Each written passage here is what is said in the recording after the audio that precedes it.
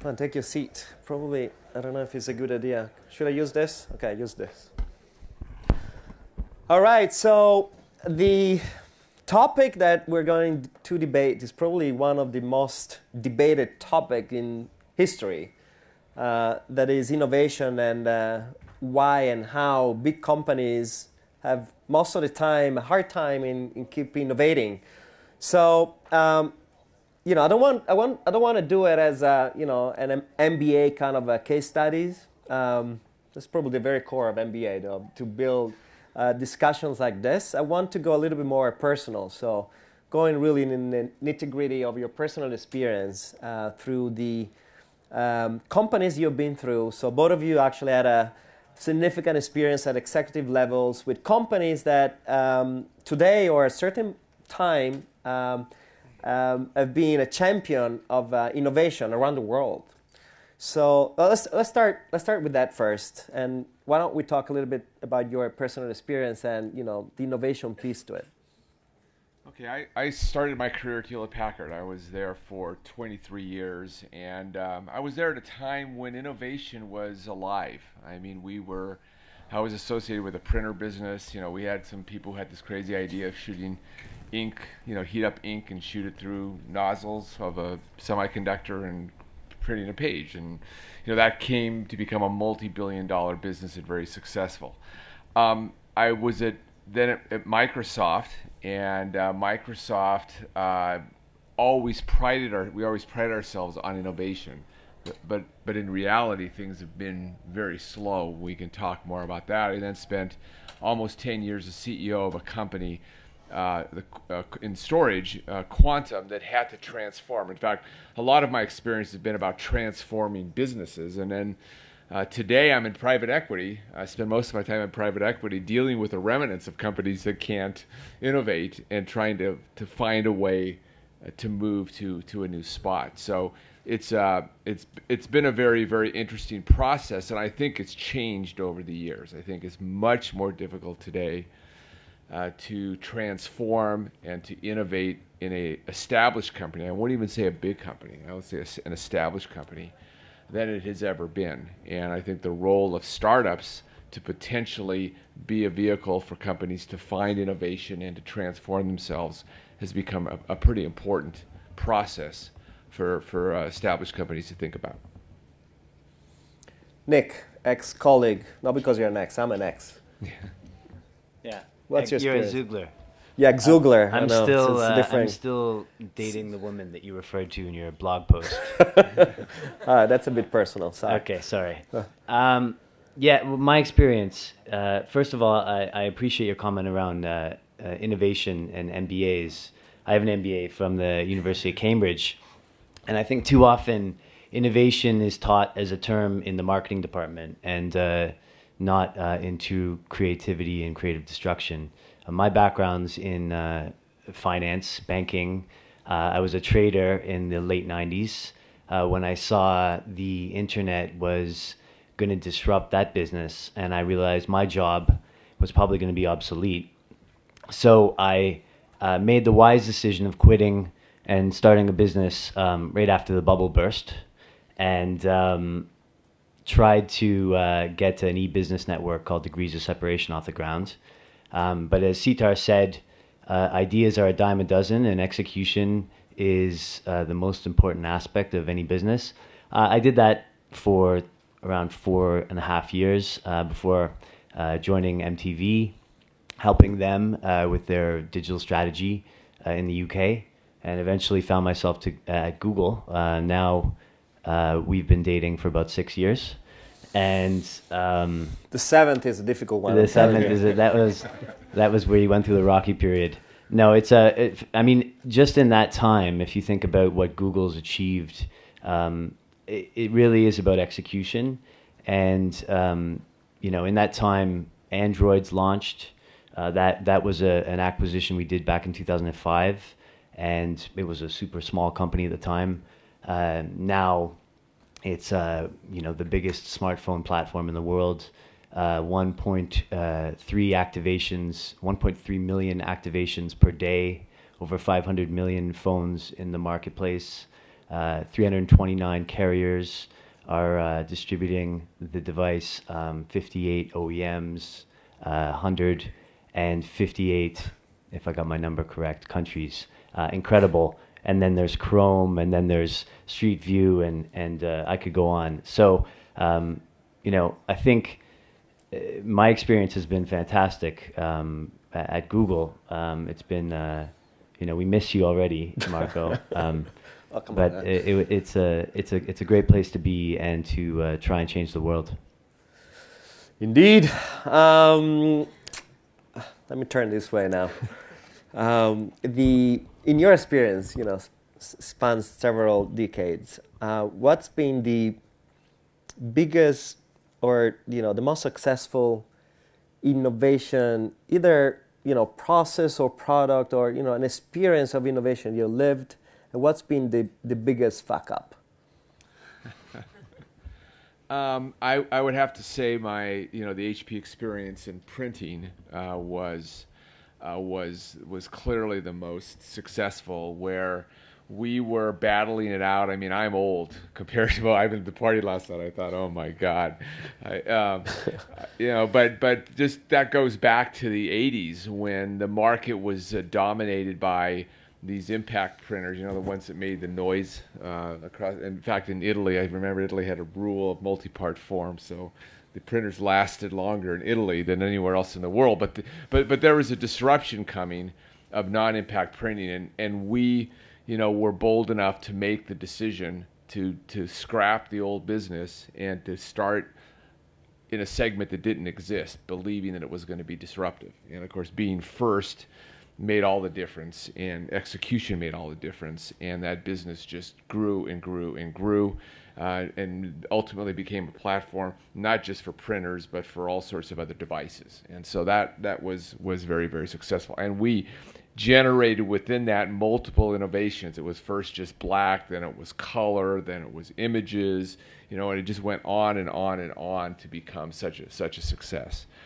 On the fuck up side, there's probably so many, and it's in ways because it has become so difficult. I would honestly say, that my time at Microsoft was the most frustrating to deal with innovation, and there were so many constraints around what you had to do, so many rules to follow.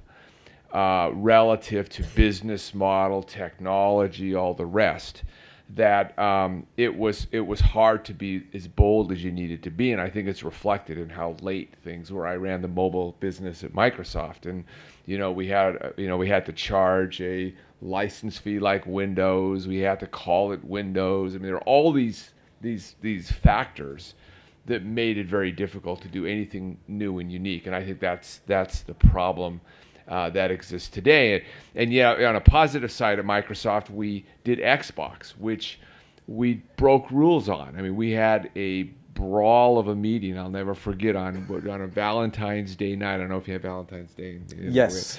We were there we were there all night arguing about what Xbox could be and what the constraints were, and we left that meeting with a pretty free rein to do something new and different, and it was successful.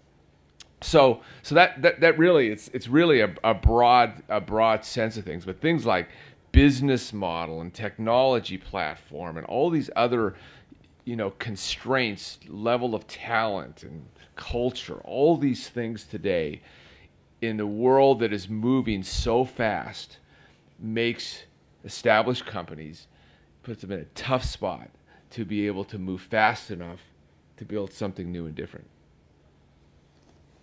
Nick, same thing.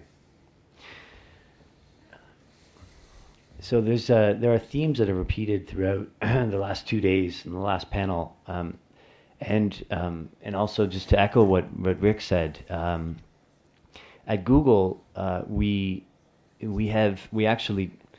talk about innovation a lot, and something that the now Yahoo CEO Marissa Mayer used to evangelize is 9 notions of innovation that we have. And it's funny, this was, I think, there's 9 notions were coined probably 10 years ago at Google, and they still hold true. And it's the same things we've been talking about here. The first one is investing in people. That's the most important piece you can have is, make sure that the cultural fit is there, and that will help. And that's why, we have a connection for life, because you've had that experience that I've had, which is important. The second one, I'm just going to run through them very quickly because I think it's important to reiterate. The second one is to think big, and too often at a big organization, you're constrained by quarterly profits. You're constrained by the size and structure of the business, as Rick mentioned. I think at Google, we're very blessed to have two founders that are scientists, computer scientists, that challenge you to think big. So thinking about taking pictures of streets and cities, when that was first presented to Larry Page, he said, why do you just want to do one city in the US? Why don't we just take pictures of the entire world? And makes you scratch your head. But now we've got 3,000 cities on Street View. We now have navigation, over 26 million miles of navigation, and the list goes on. Self-driving cars. I mean, you can piece it all together to see that he was thinking big from the get-go. The third point is to be open. And I think at Google, we not only believe in open source technology, but also in sharing information. And that helps with the environment. So we share the board letter. Our CEO, former CEO, chairman, shares the board letter every quarter with everybody in the company, every full-time employee. And that's incredible because it gives you insight on how to innovate in your particular area. And innovation can come from anywhere, from the bottom up, from the mailroom to the CEO's staff, and that's important as well. It comes from acquisitions. YouTube, for instance, was an expensive acquisition at the time, but it's been a phenomenal success with over 800 million monthly users and 4 billion of video per month being viewed, 4 billion minutes, or hours rather, sorry. Incredible. A couple more before I run out of time. Keep going. All right. Really measure your success. So some of the biggest failures have also been the best experiences. So you need to launch and measure. So Google, we do a lot of 1% tests, A/B testing on the homepage of Google back in the day, but now across all of our products. And so use that data to drive decisions. And those failures are learning events, which is what we said in the last panel. In addition, you need to iterate. So launch, iterate. It's something you hear often from Googlers, and it's true. Make those mistakes and then move on. And finally, follow the user. So if you follow the user, you will be successful, and that's why we've had a lot of success with looking at what users are doing with Gmail and iterating on that. The biggest disgrace, if you could say, mess up, nice. To keep my language clean. Very nice. I think they happen a lot. Internally, we dog food all of our products, as has been well documented. And there's a lot of buggy software that I use, that you used to use. And that's important that you make those mistakes so that you can learn. So I don't know if there's such thing as a bad mistake if nobody got hurt. I think it's important to make those mistakes. Yeah, let me dig on that a little bit more, being a little bit more controversial. I can do it. I'm not getting free food anymore, unfortunately. So what are the signs that you see at Google that has been always identified like the champion in this last decade of innovation? That innovation is not at the core anymore, or there are signs where you read in blogs and stuff that things are not as innovative as clearly they used to be when it was a startup, 10 years ago or more. Do you see those signs? Well, I think as Rick mentioned, when you get big, it's hard to maintain the entrepreneurial culture, and I think Google's and the founders have really tried hard to make sure that everyone is still thinking about the market gap, about the opportunity, still being able to move quickly, try and limit the bureaucracy. We have bureaucracy busters that our CFO launches every year. Do they work? They for a company of 35,000 employees, they work pretty well. And I think the challenge is maintaining the speed and velocity with 35,000 employees. Being able for someone an associate product manager to change the world. How do you do that? How does that surface up to Larry Page? And that's a big challenge. That's the biggest challenge, I think, for an organization. For any organization, the biggest barrier is going to be the organization itself. It's not going to be your competitor. It's how well you execute. So we'll see. Time will tell. It is a lot cultural, and being able to have a hybrid where you're building a culture of innovation, and yet part of that really is about going outside and looking for new ideas and looking through new companies as to how those can be integrated. I mean, if you don't have a core set of cultural points that make the innovation work, that acquisition then will just fail. But if you marry those two together, I think that's a formula that can be successful, because no matter how good you are, you can't possibly come up with every idea. You have to be out there looking for the things that are going to make a difference. But let's talk about examples. In fact, that's where I was headed. And, I don't want to play the typical Microsoft versus Google kind of a thing. But yes, let's play this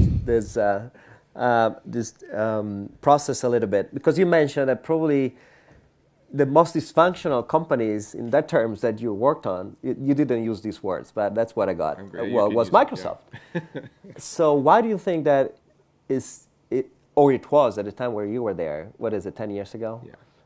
But why do you think that they were failing in promoting a culture of innovation from the inside? I think there could be a number of reasons, but one that I found repeated there and in other companies is fear of the business model change. And in fact, I think a lot of software companies face that today with the cloud. Is they have a model that really works, it's very profitable, and suggesting doing something new and unique will cut the strength out of your financial model. And so that was always an issue at Microsoft, because the desktop, I remember a meeting once where there was a big discussion of a thick client that was our business.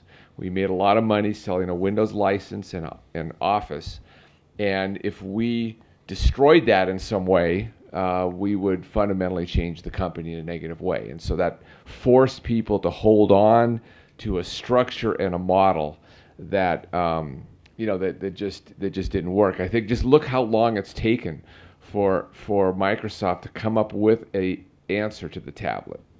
There was a tablet project when I was there 10 years ago.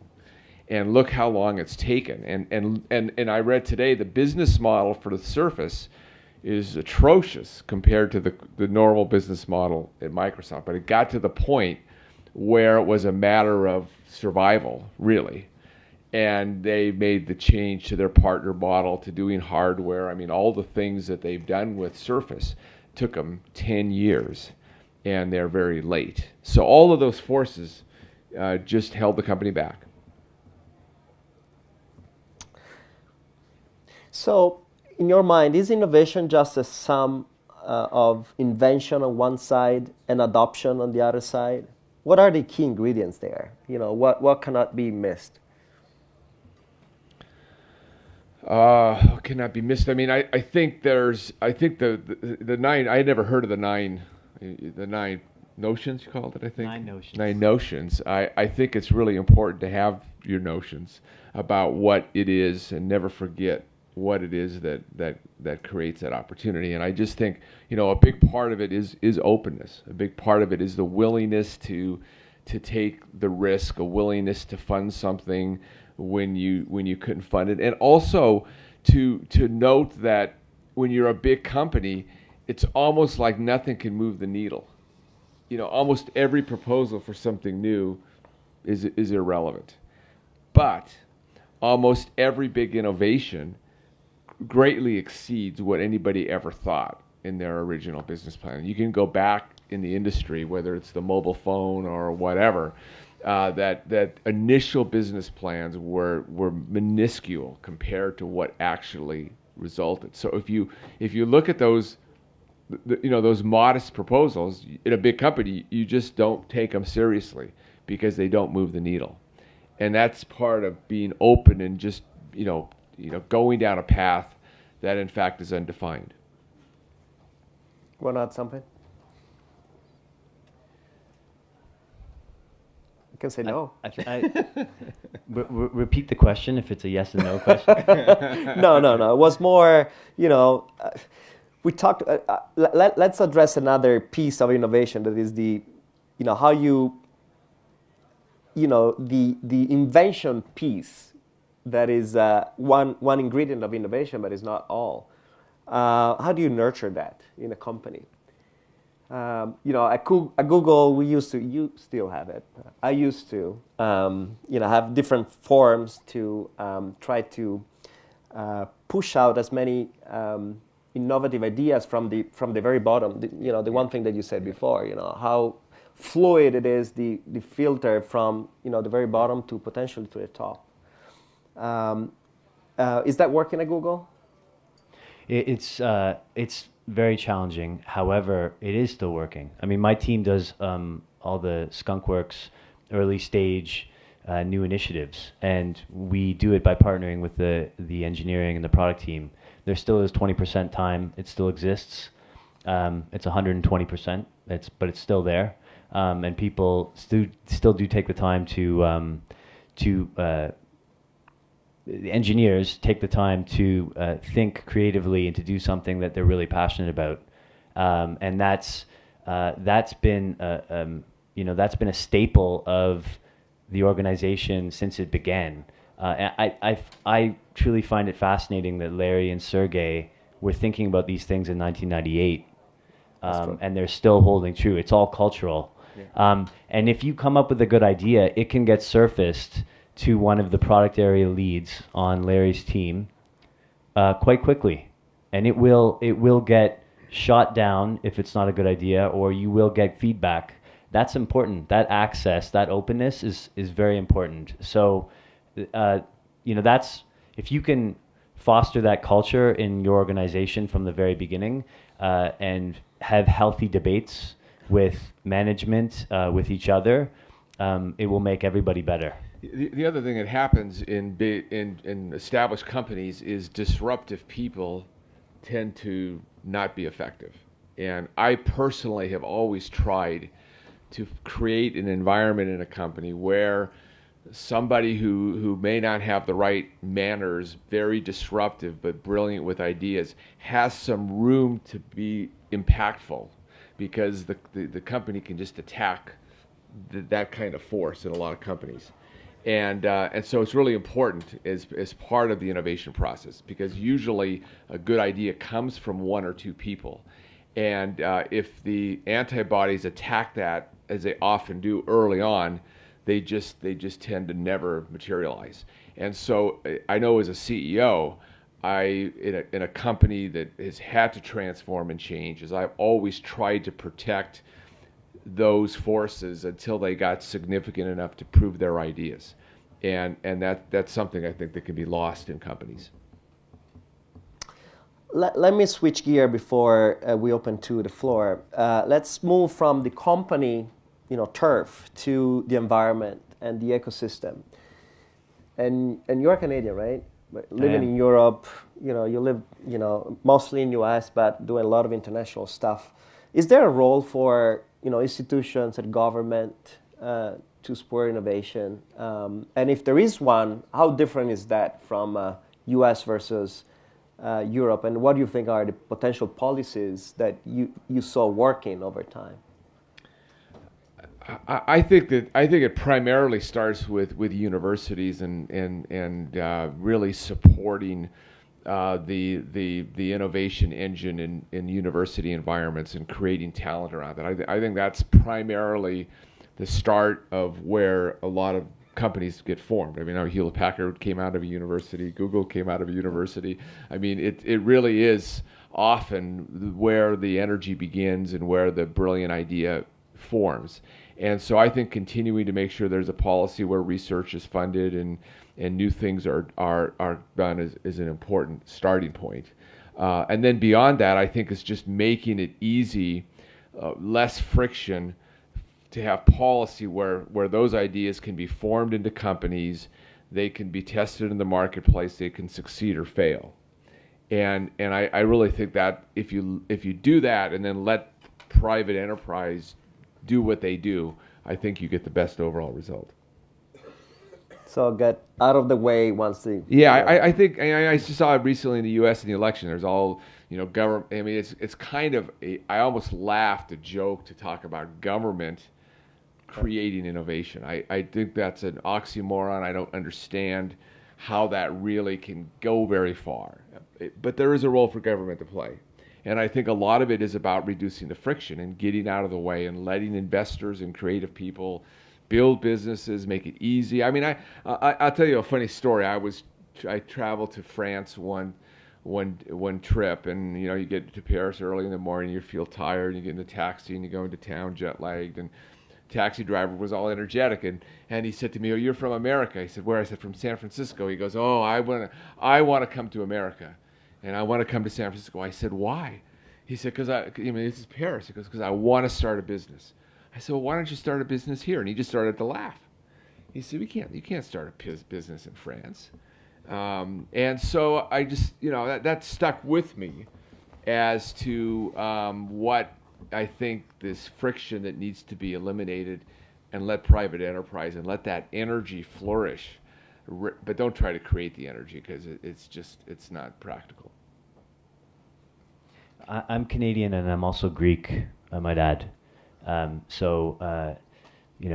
feel quite strongly that the government plays a big role in, as Rick said, staying out of the way.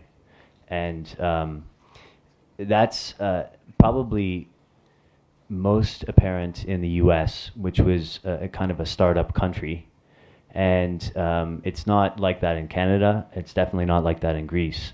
But everybody in the ecosystem plays an important role, from academia and the universities. I think Stanford has some incredible, they have some interesting positions on IP and how they deal with IP created in their university to foster an environment of innovation and creativity, to the young entrepreneurs who should be celebrated for taking risk, should be celebrated for standing on stage and pitching to a group of investors and to a crowd. They're the real heroes. People like yourself, Marco, who take the plunge and are supporting all these entrepreneurs. But then, once you do get a business and you scale, Europe has a problem that is quite apparent. It's hard to create big companies here. People sell too early. And the virtuous circle that is selling a company, becoming a serial entrepreneur, reinvesting as an angel into the ecosystem doesn't exist to the same degree as it exists in California. In California, there are generations of entrepreneurs, fathers, sons, mothers, daughters, and that's why that cluster exists so well, and people can succeed, and you can go there and, in the streets of San Francisco, get pitched probably 5 times before breakfast by random people because it's in the culture. So government, get out of the way, give entrepreneurs the ability to hire easily, fire easily, give them tax breaks, make it celebrate the fact that they're taking risk to create big companies over the long run.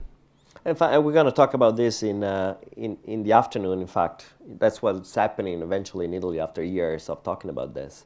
But how about programs like Startup Chile, though?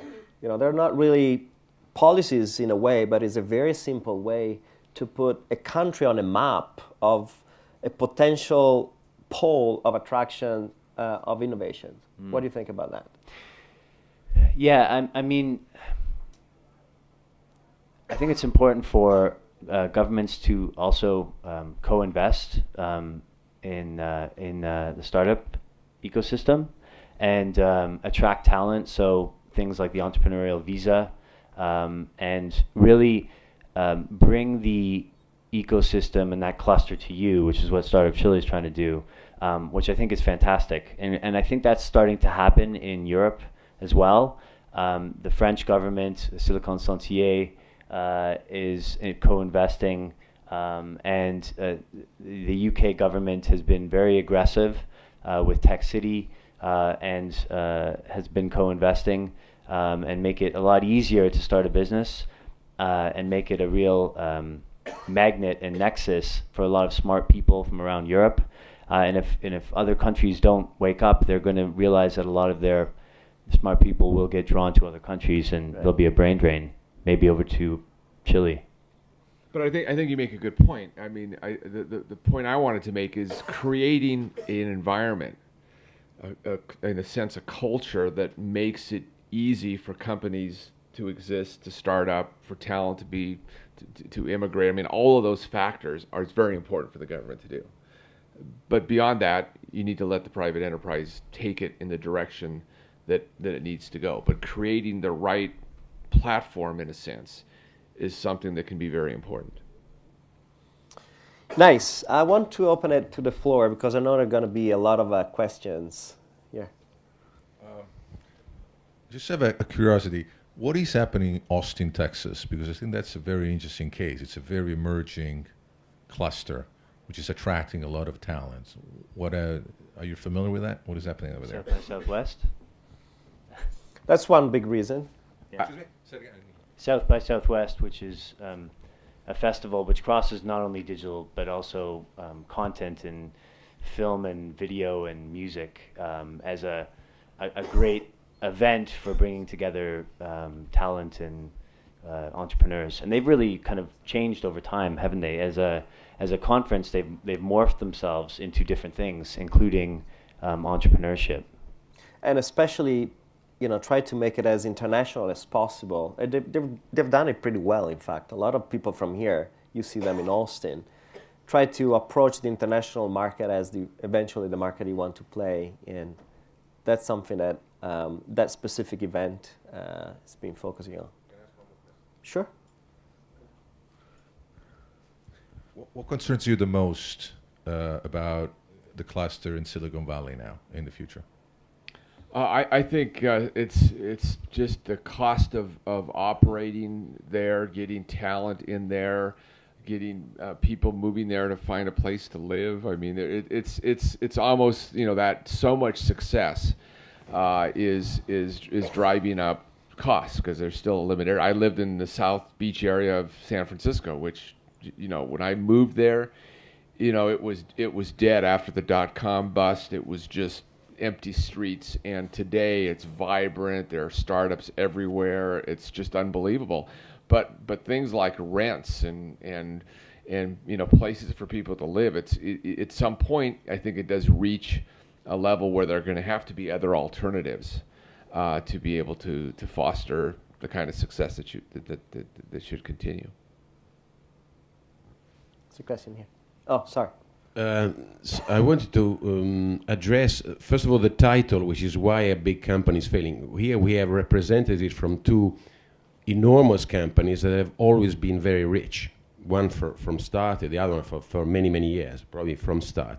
So peculiar situation, which qualifies why they may innovate little, particularly Microsoft. But let's not forget their model for innovation has shifted to simply buying innovative companies. So that's why within it, maybe Google slightly differently, but accelerating the same model. They increasingly look at the outside company, which is very relevant for this audience because they are frequent or incessant acquirers of small and medium companies with the right ideas to integrate. So that's liquidity of a different sort. And I would like to add that when it comes to the state sector, well, we are dealing here in this room this couple of days with a very specific area. But in general, the American government gives a huge amount of money, 2.5 billion roughly, in grants to early stage, which is vast by European standards, and which feeds into a lot of innovative companies. Maybe not in this sector, which in Silicon seems to have an autosufficient, an autonomous life cycle. But it is very important to the American model, just like public grants in a more complicated way are fundamental to the European and Italian model. But the essence for this audience today is that there is a lot of potential in developing companies that are made very, very attractive to the big players. And in order to do that, sorry for revealing my angle, technical angle, but I notice, and correct me if I'm wrong, that it's much harder to sell your startup or your early company to those guys and many hundreds of like them if you don't have a competitive advantage in principle given by intellectual property. And I like your view on that. If you can't determine your advantage, you don't have the deal. Is that fair? I would say a couple things. First of all, I don't think it's a failure for a company to say our strategy is to acquire technology to grow and to be successful. I'm on a board of a couple companies. We do a deal a quarter. I mean, it's a normal part of the process. It's part of the core competency, not only to find the company, but to bring it in and nurture it so that it can grow and be significant. I mean, I think Cisco in a large way was built that way. So I would make that point.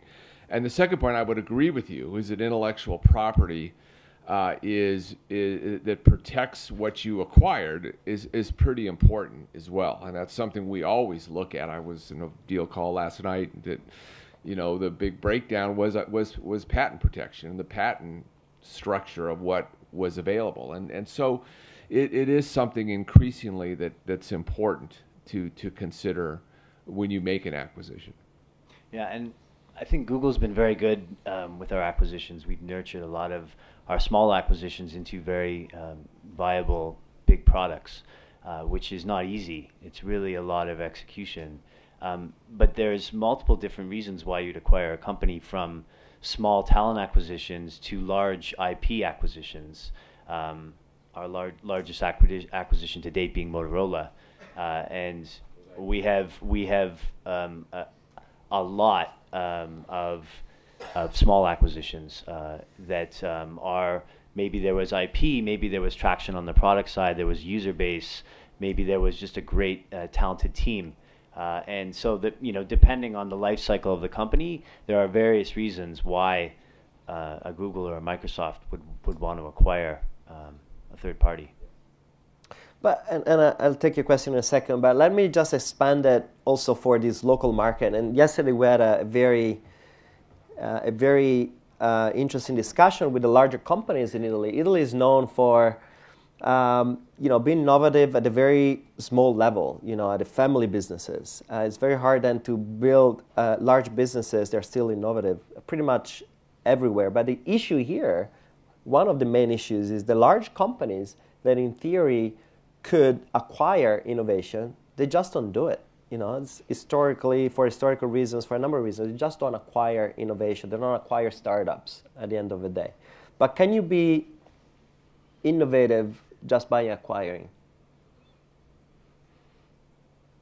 Yes, I think you can make that be a big part of your strategy and create growth and success. And the innovation is, again, finding the right companies, and it's not easy to do that and put it into a structure that thrives and is successful. That's innovation of a different type.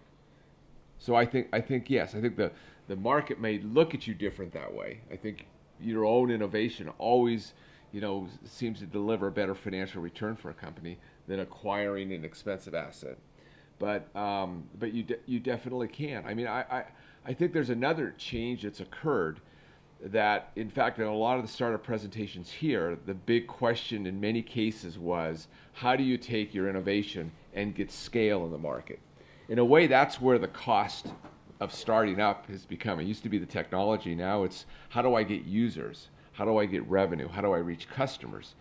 And a lot of companies who have built that scale have found a financial model that says I can go spend a lot of money from a traditional multiple perspective. I can spend a lot of money to acquire a business, a technology, a company, and I can plug it into my go-to-market platform and get significant returns. That's some companies have found a way to do that very, very well and have been very successful. Other companies struggle with that. So there is innovation involved in terms of that model. I'm going to say no, by the way, not because I disagree, but because the hardest part, of course you can acquire innovation, but the hardest part is what Rick said, is plugging it in. Getting two large companies together and making those processes work is a massive challenge. So you can buy innovation, but then how it operationally works and rolls out, that's the real challenge, not writing the check. Yeah. Let's get the last question here. This is specific to Nick, who I know from a long time back, but it's a question of, if Google's so good at innovation and has 9 notions and does all of these wonderful acquisitions, why did you create Google X?